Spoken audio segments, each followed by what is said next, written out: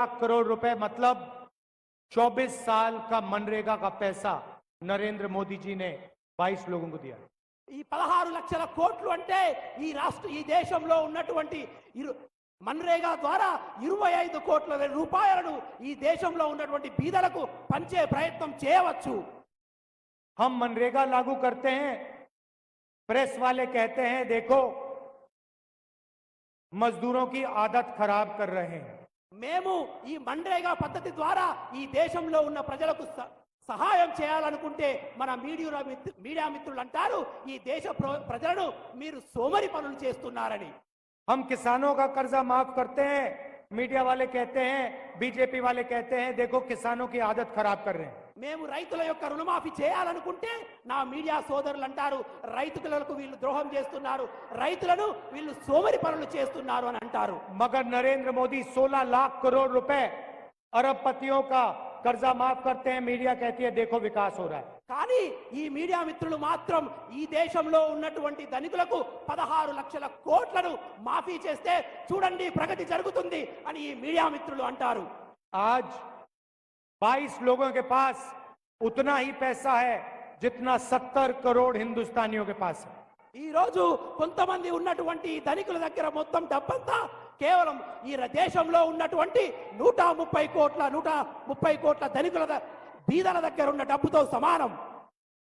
तो ये कांग्रेस पार्टी बदलने जा रही है। ఇదే కాంగ్రెస్ పార్టీ మార్చాలని అనుకుంటుంది। तेलंगाना में हमने आपको गारंटीज दी थी, उनको हमने पूरा करके दिखाया। తెలంగాణ ప్రజలకు మేము గ్యారెంటీలు ఇచ్చాము, అవి పూర్తి చేసి చూయించాము। महिलाओं के बैंक अकाउंट में 2500 रुपए हर महीने तेलंगाना की सरकार डालती है। తెలంగాణలో ఉన్న మహిళలకు 2500 రూపాయలు వాళ్ళ బ్యాంక్ అకౌంట్ లో నేరుగా వేస్తున్నది। 30,000 रुपए साल के आपके बैंक अकाउंट में जाते हैं। 30,000 రూపాయలు నెలసరి మీకు ఆ నెల ఈ దేశంలో రాష్ట్రంలో ఉన్నటువంటి మహిళలకు సరాసరి అందుతుంది। चेता योजना 10 लाख रुपए इंश्योरेंस का पैसा मिलता है। चेता हेल्थ इंश्योरेंस ఆరోగ్య భద్రత ద్వారా ఈ రాష్ట్రంలో ఉన్నటువంటి ప్రతి ప్రజలకు 10 లక్షల రూపాయల ఆరోగ్యశ్రీ అందుతుంది। गैस सिलेंडर हमने 500 रुपए का कर दिया। గ్యాస్ సిలిండర్ 500 రూపాయలకే మేము తెలంగాణలో అందిస్తున్నాము। 200 यूनिट बिजली फ्री में देते हैं 200 యూనిట్ల ఉచిత విద్యుత్తును రాష్ట్ర ప్రజలకు అందిస్తున్నాము।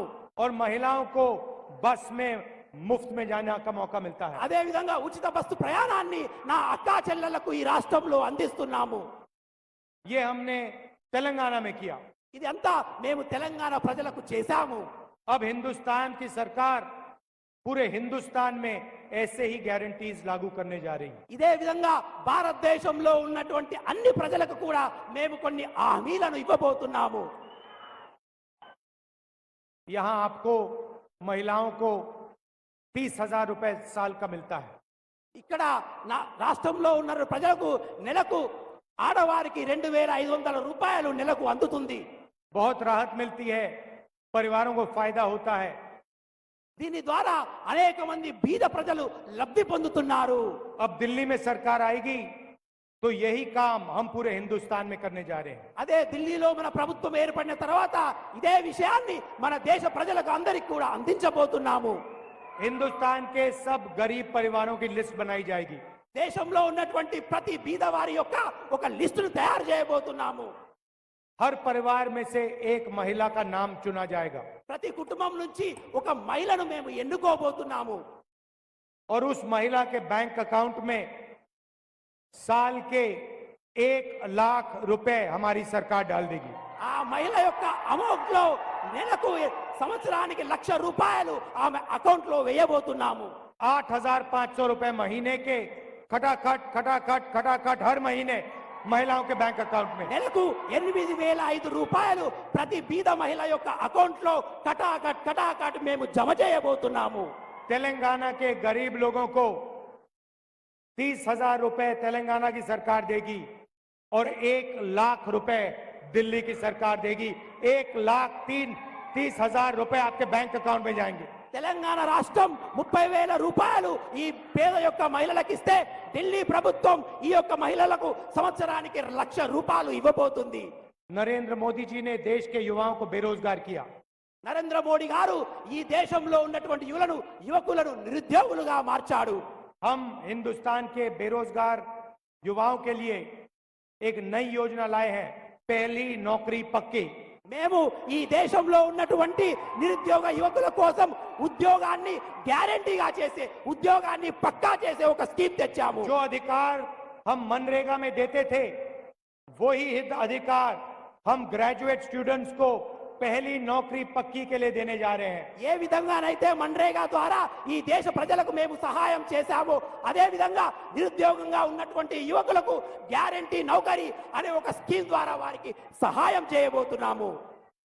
हिंदुस्तान के सारे कॉलेज और यूनिवर्सिटी के ग्रेजुएट्स, डिप्लोमा होल्डर्स को यह अधिकार मिलेगा। पब्लिक सेक्टर में, प्राइवेट सेक्टर में, सरकारी अस्पतालों में, सरकारी कॉलेजेस, यूनिवर्सिटीज में, सरकारी ऑफिसेज में 1 साल की नौकरी गारंटी करके हम देंगे। ఈ దేశంలో ఉన్నటువంటి నిరుద్యోగ యువకులకు డిప్లొమా చేసిన వారికి, డిగ్రీ చేసిన వారికి, పీజీ చేసిన వారికి ఉద్యోగ గ్యారెంటీతో పాటు ప్రభుత్వ రంగ సంస్థలో, ప్రైవేటు సంస్థలో 1 సంవత్సరం శిక్షణాన్ని మేము ఏర్పాటు చేయబోతున్నాము. ये दुनिया का पहला स्कीम होगा जहां बेरोजगार युवाओं को 1 साल की गारंटीड नौकरी मिलेगी, 1 लाख रुपए साल का मिलेगा और 8,500 रुपए महीने के ठकाठक बैंक अकाउंट में जाएंगे। ఇది దేశంలోనే ప్రపంచంలోనే ఒక చారిత్రాత్మక నిర్ణయం. నిరుద్యోగులైనటువంటి యువకులకు 1 సంవత్సరం ఇంటర్న్షిప్ చేయించడంతో పాటుగా వాళ్లకు ఉద్యోగ బీమాతో పాటుగా వాళ్లకు నెలకు 8,500తో పాటుగా సంవత్సరానికి 1,00,000 రూపాయలు ఇచ్చి ఉద్యోగ భద్రత కలిగించబోతున్నాము. और हिंदुस्तान को दुनिया से सबसे बेहतर ट्रेंड वर्कफोर्स मिलेगी। అదే విధంగా దేశంలోనే ప్రపంచంలోనే భారతదేశ యువకులకు అత్యంత మంచి ఉపాధి సౌబల్యం కలిగిస్తాము. 1 साल बाद अगर युवा ने अच्छा काम किया तो वो नौकरी परमानेंट भी की जाएगी। 1 సంవత్సరం అంతా చేసినటువంటి యువకులు వాళ్ళ ఉద్యోగ నైపుణ్యంతో మంచిగా ఉన్నట్టయితే ఆ ఉద్యోగాన్ని వాళ్ళకు పర్మనెంట్ చేయబోతున్నాము. देश में 30 लाख सरकारी रोजगार खाली पड़े हैं, उनको हम भर के आपके हवाले करने जा रहे हैं। దేశంలో ఉన్నటువంటి 30 లక్షల ఖాళీ ఉద్యోగాలను ప్రజాపక్షాన ప్రజల కోసం ఈ నిరుద్యోగ యువకులకు మేము ఇవ్వబోతున్నాము.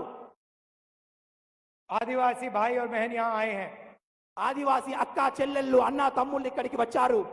आपका जमीन का मामला है, उसे हम तेलंगाना में जल्दी से जल्दी रिजॉल्व करने जा रहे हैं। మీకు భూమి సమస్య ఉంది, అటు ఒక్క సమస్య ఉంది. మేము తెలంగాణ ప్రభుత్వంలో, తెలంగాణ రాష్ట్రంలో వీలైనంత త్వరగా దాన్ని మేము చేయబోతున్నాము. हम आपको आदिवासी कहते हैं। आदिवासी का मतलब वो लोग जिनका पहला अधिकार, जमीन पर पहला अधिकार है। మేము మిమ్మల్ని ఆదివాసీలోనే అంటాము. ఆదివాసీలు అంటే ఈ భూమి మీద సర్వ హక్కులు కలిగిన మొదటి వ్యక్తులు ఆదివాసులని అర్థం. तेलंगाना की सरकार और हिंदुस्तान की सरकार आपकी जल, जंगल और जमीन का अधिकार आपको देगी और आपकी रक्षा करेगी। తెలంగాణ ప్రభుత్వం ఈ రాష్ట్రంలో ఉన్నటువంటి ఆదివాసుల యొక్క నీరు మీద, భూమి మీద, గాలి మీద, అటవీ మీద మీకు సర్వ హక్కులు ఇవ్వబోతుంది. तेलंगाना में गरीबों की सरकार है, आदिवासियों की, पिछड़ों की, दलितों की सरकार है। दिल्ली में भी वैसी सरकार बनने जा रही है। తెలంగాణ రాష్ట్రంలో ఉన్నటువంటి ప్రజల రాష్ట్రం, ఇది ప్రజా ప్రభుత్వం, ప్రజల యొక్క ప్రభుత్వం, ప్రజల పక్షాన ఆలోచించే ప్రభుత్వం. కాబట్టి రేపు ఢిల్లీలో కూడా మేము ప్రజా ప్రభుత్వాన్ని ఏర్పాటు చేయబోతున్నాము. श्री तक्का जी ने अभी मुझे बताया कि यहाँ पे मनरेगा बहुत जरूरी है। సీతక్క గారు చెప్పారు నాకు ఇక్కడ మన్రేగా అనే స్కీమ్ చాలా అవసరమని. आपको आज यहाँ मनरेगा में 250 रुपए मिलता है। ఉపాధి సీతక్క గారు చెప్పారు ఉపాధి హామీ పథకం అనేది ఈ ప్రజలకు చాలా అవసరమని నాకు చెప్పారు. 250 रुपए मनरेगा का मिलता है आपको। 2,500 రూపాయలు ఈ ఉపాధి హామీ కార్యక్రమం ద్వారా మీకు అందుతుంది. हमारी सरकार आएगी तो हम 400 रुपए मनरेगा में दे देंगे। ఈ యొక్క ఉపాధి హామీ పథకం ద్వారా మీకు నెలకు రోజుకు 400 రూపాయల పక్కా వేతనాన్ని మేము ఇస్తాము. और आशा और आंगनवाड़ी में जो महिलाएं काम करती हैं, आपकी आमदनी हम दुगनी करने जा रहे हैं। ఎవరైతే కార్మిక మహిళలు ఉన్నారో వారి యొక్క ఆదాయాన్ని కూడా మేము రెట్టింపు చేయబోతున్నాము. भाइयों और बहनों, देश में 50% पिछड़ों की आबादी है। ఈ దేశంలో 50% కన్నా ఎక్కువ వెనుకబడిన కులాల వాళ్ళ యొక్క సంఖ్య ఉన్నది. 15% दलितों की आबादी है. 15% దళితుల యొక్క వ్యవస్థ వాళ్ళ సంఖ్య ఉన్నది. 8% आदिवासियों की आबादी है.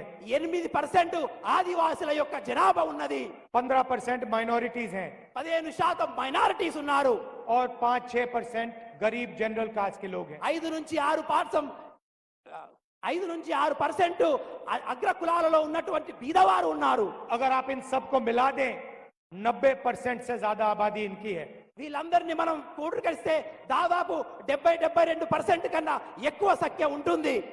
मगर हिंदुस्तान की कोई भी संस्था में इनकी जगह नहीं है. కానీ వీరి యొక్క గురించి దేశంలో ఉన్నటువంటి ఏ ప్రభుత్వాలు కూడా ఆలోచించవు. मीडिया में आप देखिए आपको एक पिछड़े वर्ग का नहीं मिलेगा. मीडिया में आप देखिए आपको एक पिछड़े वर्ग का व्यक्ति नहीं मिलेगा, एक दलित नहीं मिलेगा, एक आदिवासी नहीं मिलेगा. మీడియా వాళ్ళను చూస్తే మీరు ఈ మీడియా సంస్థల్లో ఏ వెనుకబడిన కులాల వారు కనబడరు, ఏ బీదవారు కనబడరు, ఏ యొక్క వెనుకబడిన కులాల వారు కనబడరు. आप हिंदुस्तान की सबसे बड़ी कंपनी की लिस्ट निकालिए, उनके मालिकों में, उनके मैनेजमेंट टीम में आपको दलित, पिछड़े, आदिवासी नहीं मिलेंगे. మీరు దేశంలో ఉన్నటువంటి ప్రగతి పదంలో నడుస్తున్న పెద్ద పెద్ద ఫ్యాక్టరీల యజమానులు చూస్తే ఆ యజమానుల లిస్టుల్లో బీదవారు గాని, వెనుకబడిన కులాలు వారు గాని, దళితులు గాని, ఆదివాసులు గాని మీకు ఎక్కడా కనబడరు.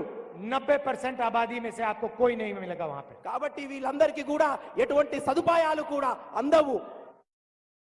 सरकारों में देखिए दिल्ली की सरकार को 90 ब्यूरोक्रेट चलाते हैं. దేశంలో ఉన్నటువంటి 90% ఈ భారతదేశాన్ని నడిపించేటటువంటి అత్యధికమైన ఆఫీసర్లు, ఐఏఎస్ ఆఫీసర్లు ఉంటారు. उसमें 3 पिछले वर्ग के हैं, 3 दलित हैं और 1 आदिवासी है. వారిలో 3 వెనుకబడిన కులాల వారు, 3 దళితులు, 1 ఆదివాసులు మాత్రమే ఉన్నారు. और उनको छोटा सा काम दे रखा है, बड़ी बड़ी मिनिस्ट्रीज में वो है ही नहीं. They not in big ministries. కాబట్టి అటువంటి ఎవరైతే వెనుకబడిన కులాల వాళ్ళ ఉన్నటువంటి ఆఫీసర్లు ఉన్నారో వాళ్ళు అధిక ప్రాధాన్యం ఉన్నటువంటి వ్యవస్థలో కానీ డిపార్ట్మెంట్లో కానీ ఉండరు. 50% पिछड़ों की आबादी है और आपके 3 लोग हैं 90 में से. 50% వెనుకబడిన వాళ్ళు కులాలు ఉంటే కేవలం వాళ్ళను ప్రాతినిధ్యం వహించే 3 ఆఫీసర్లు మాత్రమే ఉన్నారు. आदिवासियों की आबादी 8% है, आपका एक व्यक्ति है 90 में से. 8% మాత్రం ఆదివాసులు ఉన్నారు, కానీ వాటి నుండి ప్రాతినిధ్యం వహించే వాళ్ళు కేవలం ఒక్కరే ఆఫీసర్ ఉన్నారు. दलित 15% है, दलित 90 में से 3 हैं. దళితులను ప్రాతినిధ్యం వహించే 15% ఉంటే కేవలం వాళ్లకు సురక్షితం చేసే ఆఫీసర్లు ప్రాతినిధ్యంలో కేవలం 3 మాత్రమే ఉన్నారు. और अगर आप दलित, आदिवासी और पिछड़ों को जोड़ो तो अगर हिंदुस्तान की सरकार 100 रुपए खर्च करती है तो आदिवासी, दलित और ओबीसी अफसर 6 रुपए 10 पैसे खर्च करते हैं. అయితే ఈ దళితులు, ఆదివాసీలు, వెనుకబడిన కులాల వాళ్ళు అందరికీ కూడా మనం 100% డబ్బులు ఇవ్వాలనుకుంటే కానీ ఇది భారతదేశ ప్రభుత్వం కేవలం 6% మాత్రమే వాళ్లకు ఖర్చు చేస్తుంది. आप सोचिए आदिवासी 8% है हिंदुस्तान में, मगर अगर बजट में 100 रुपए खर्च होते हैं तो आदिवासी अफसर सिर्फ 10 पैसे का निर्णय लेते हैं. 100% బడ్జెట్ ఈ దేశ ప్రజలకు కేటాయిస్తే దాంట్లో 8% ఆదివాసీలు ఉంటే కానీ ఈ ప్రభుత్వం వాళ్లకు 10 పైసల శాతాన్ని మాత్రమే వాళ్లకు అందిస్తున్నది. इसीलिए दलितों के लिए, आदिवासियों के लिए, पिछड़ों के लिए, गरीब जनरल कास्ट के लिए, माइनॉरिटीज के लिए सबसे जरूरी काम जाति जनगणना. కాబట్టి ఈ వెనుకబడిన కులాల వారి కోసం, దళితుల కోసం, ఆదివాసీల కోసం వాళ్ళ సమస్యల నుండి లేవనెత్తడానికి ఈ దేశంలో జాతి కుల గణనను కాంగ్రెస్ పార్టీ చేపట్టబోతుంది. जो हमने तेलंगाना में किया है और पूरे हिंदुस्तान में हम करने जा रहे हैं. ఏదైతే మేము తెలంగాణలో చేయాలనుకుంటున్నామో, చేశామో అది పూర్తి భారతదేశంలో మేము చేయబోతున్నాము. इससे हिंदुस्तान की राजनीति बदलने जा रही है. దీని ద్వారా దేశంలో ఉన్నటువంటి రాజకీయ ముఖ చిత్రం మారబోతుంది. क्योंकि हिंदुस्तान के गरीब लोगों को, 90% लोगों को अपनी आबादी के बारे में और अपनी हिस्सेदारी के बारे में पता लग जाएगा. ఎందుకంటే ఈ దేశంలో ఉన్నటువంటి ఈ 90% ప్రజల యొక్క వాళ్ళ హక్కులు, వాళ్ళ పైసలు, వాళ్ళ నిధులు వాళ్లకు అందాలి. हिंदुस्तान की हर संस्था का हम सर्वे कराएंगे। దేశంలో ఉన్నటువంటి ప్రతి వర్గం ప్రతి ఇన్స్టిట్యూషన్ యొక్క మేము సర్వే కుల గణన చేయించబోతున్నాము ये पता लगाएंगे कि पिछड़ों के पास कितना धन है, दलितों के पास कितना धन है, आदिवासियों के पास कितना धन है, गरीबों के पास कितना धन है। ఈ ఆర్థిక సర్వే ద్వారా దళితుల దగ్గర ఎంత ధనం ఉంది, వెనుకబడిన కులాల వద్ద ఎంత ధనం ఉంది, ఆదివాసుల యొక్క ఆర్థిక స్థితిగతులు ఏంది మేము తెలుసుకోబోతున్నాము। और जाति जनगणना के बाद तेलंगाना में, पूरे हिंदुस्तान में एक नई राजनीति होगी। ఈ జాతి కుల గణన ద్వారా తెలంగాణ రాష్ట్రంలో ఒక కొత్త రాజకీయ వ్యవస్థను మేము సుస్థిరం చేయబోతున్నాము। नरेंद्र मोदी जी रिजर्वेशन के खिलाफ हैं। నరేంద్ర మోదీ గారు ఈ రిజర్వేషన్లకు వ్యతిరేకంగా ప్రవర్తిస్తారు। वो आपसे रिजर्वेशन छीनना चाहते हैं। వారు మీ దగ్గర నుంచి ఆ రిజర్వేషన్ ను లాక్కోవాలని ప్రయత్నిస్తున్నారు। देश के सामने सबसे बड़ा मुद्दा रिजर्वेशन को 50% से ज्यादा बढ़ाने का है। దేశంలో ఉన్నటువంటి అతిపెద్ద సమస్య ఈ దేశంలో ఉన్నటువంటి రిజర్వేషన్ 50% కు అధిగమించాలనేది చాలా ముఖ్యం। कांग्रेस पार्टी ने अपने मैनिफेस्टो में साफ लिखा है, हमारी सरकार आएगी तो ये 50% का लिमिट है, इसको हम तोड़ के अलग कर देंगे और रिजर्वेशन को 50% से आगे बढ़ा देंगे। మేము మేనిఫెస్టోలో చాలా స్పష్టంగా చెప్పాను, భారతదేశంలో కాంగ్రెస్ ప్రభుత్వం ఏర్పడిన వెంటనే ఈ 50% గా ఉన్నటువంటి రిజర్వేషన్ లిస్టును మేము ఎత్తేసి దాన్ని పైకి పెంపొందిస్తాము। बीजेपी के नेता चाहते हैं कि रिजर्वेशन खत्म हो जाए। బీజేపీ వాళ్ళు అనుకుంటారు ఈ రిజర్వేషన్ ను తీసేయాలనే ఆలోచనలో ఉన్నారు। आप देखिए, रिजर्वेशन पब्लिक सेक्टर में हुआ करता था, सरकारी कंपनियों में हुआ करता था। జనరల్ గా ఈ రిజర్వేషన్ అనేది ప్రభుత్వ రంగ సంస్థల్లో ఉండేది। रिजर्वेशन हटाने के लिए नरेंद्र मोदी जी ने सारा का सारा पब्लिक सेक्टर प्राइवेट कर दिया है। రిజర్వేషన్ అనే విషయాన్ని తీసేయడానికి నరేంద్ర మోడీ గారు ఈ ప్రభుత్వ రంగ సంస్థలన్నిటిని ప్రైవేట్ పరం చేస్తున్నారు। प्राइवेटाइजेशन का मतलब रिजर्वेशन हटाना है। ప్రైవేటీకరణ అంటేనే ఈ దేశంలో ఉన్నటువంటి రిజర్వేషన్ ను తీసిపాడేయడము। अग्निवीर का मतलब रिजर्वेशन हटाना है। అగ్నివీర్ కూడా రిజర్వేషన్లను తీసేయడమే। ठेकेदारी प्रथा जो सरकार में इन्होंने चलाई है, ये रिजर्वेशन हटाना है। ఈ రిజర్వేషన్లను తీసేయాలన్నదే నరేంద్ర మోడీ గారు బీజేపీ యొక్క ఉద్దేశము। सरकारी ऑफिसेज में, पब्लिक सेक्टर में ये जो ठेकेदारी प्रथा है, इसको हम हटा देंगे। परमानेंट नौकरियां मिलेंगी, टेम्पररी नौकरी नहीं मिलेगी। ఈ ప్రభుత్వ ప్రైవేట్ రంగాలలో ఉన్నటువంటి టెంపరరీ ఉద్యోగాలను రిజర్వేషన్లను గండి కొడుతున్నాయి కాబట్టి ప్రభుత్వ రంగంలో ఉన్నటువంటి ప్రైవేట్ వ్యవస్థను మేము తీసేస్తాము। नरेंद्र मोदी देश को बता दें कि वो 50% रिजर्वेशन का जो बैरियर लगा रखा है, उसको हटा देंगे। నరేంద్ర మోడీ అంటారు ఈ దేశంలో ఉన్నటువంటి ఆ 50% రిజర్వేషన్ ని కూడా తీసేయాలని అనుకుంటున్నారు। क्योंकि वो कांग्रेस पार्टी करने जा रही है। ఎందుకంటే కాంగ్రెస్ పార్టీ త్వరలోనే ఆ యొక్క రిజర్వేషన్లు పెంచే ఆలోచనలో नरेंद्र मोदी ने आज तक अपने किसी भाषण में ये नहीं बोला कि मैं रिजर्वेशन का जो 50% का बैरियर है उसे हटा दूंगा। ఇంతవరకు నరేంద్ర మోడీ గారు తన ప్రసంగాలలో ఎక్కడ కూడా చెప్పలేదు మేము 50% ఉన్న రిజర్వేషన్ని పైకి పొడిగిస్తామని ఎక్కడ కూడా మాట్లాడలేదు। उल्टा नरेंद्र मोदी और उनके विचारधारा वाले लोग कॉन्स्टिट्यूशन को खत्म करना चाहते हैं, आदिवासियों को वनवासी कहते हैं, प्राइवेटाइजेशन करते हैं।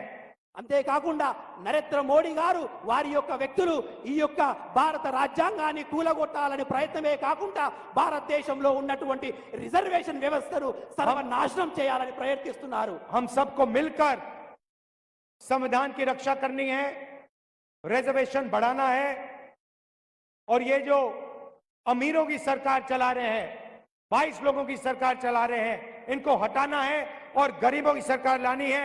किसानों की, मजदूरों की, पिछड़ों की, दलितों, आदिवासियों की सरकार लानी है।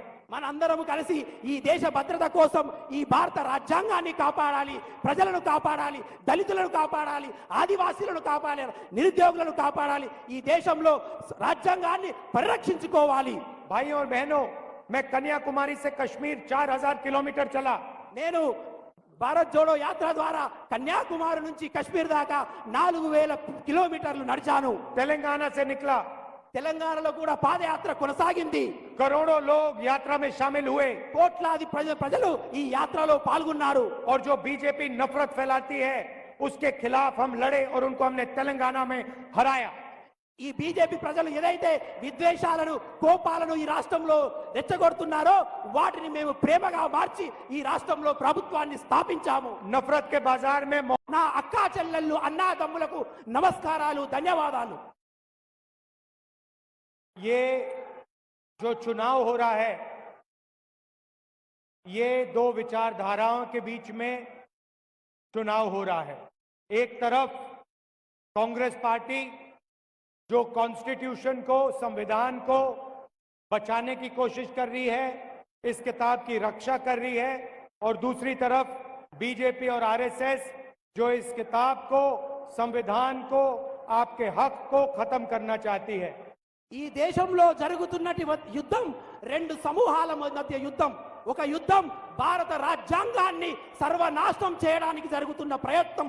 మరొక సమూహం అయిన ఇండియా సమూహం భారత రాజ్యాంగాన్ని, ఈ దేశ ప్రజల హక్కులను కాపాడుతున్న సమూహం. जो भी हिंदुस्तान के गरीब लोगों को मिला है, आजादी के बाद जो भी आपको मिला, चाहे वो आपका जल हो, जंगल हो, जमीन हो, पब्लिक सेक्टर हो, रिजर्वेशन हो, मनरेगा हो, जो भी आपको मिलता है वो संविधान आपको देता है।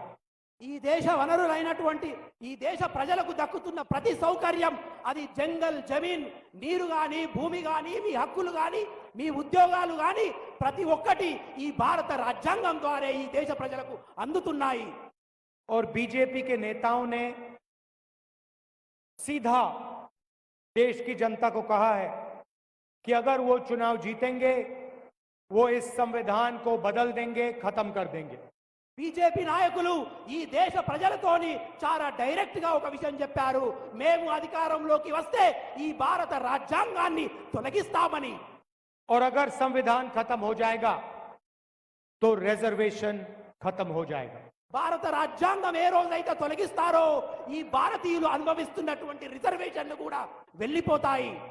बीजेपी चाहती है कि पिछड़ा वर्ग, दलित वर्ग, आदिवासी वर्ग आगे ना बढ़े,